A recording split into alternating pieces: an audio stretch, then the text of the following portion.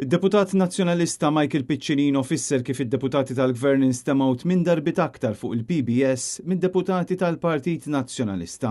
tant li bejn l-1 ta' Ġunju 2025 u l-31 ta' Mejju 2026 id-deputati tal-Gvern kellhom 532 kumment fuq ix-xandir nazzjonali, waqt li d-deputati tal-Partit Nazzjonalista kellhom biss 66 kumment.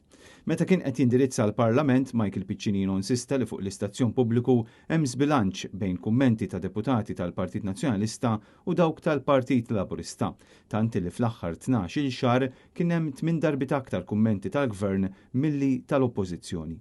Michael Piccinino refera wkoll għal informazzjoni li ta' l-Speaker li konferma li fil-leġislatura li għaddiet kien hemm 1200 mistoqsija parlamentari li l-Ministri ma wiġbux u saħaq li dan mhuwiex rispett li l-Ministri għandhom juru lejn il-Parlament għaliex iċ-ċittadini għandhom dritt li jkunu jafu d-direzzjoni li qed jieħu l-pajjiż. Din is-sitwazzjoni mhijiex aċċettabbli. Kull Ministru obbligat li jwieġeb il-mistoqsijiet parlamentari kollha, sostna d-Deputat Nazzjonalista, illi kompla li quddiem din is-sitwazzjoni il-proposti li għamel il-Partit Nazzjonalista dwar it-tisħiħ fil-proċeduri parlamentari huma importanti biex jissaħħaħ il-Parlament u saħaq fuq l-importanza li l-Ministri jwieġbu l-mistoqsijiet parlamentari u jwieġbuhom b'mod korrett u appella biex il-proċeduri fil-Parlament jissaħħu ħalli l-istituzzjoni tirrispetta lil dawk li eleġġew lid-deputati.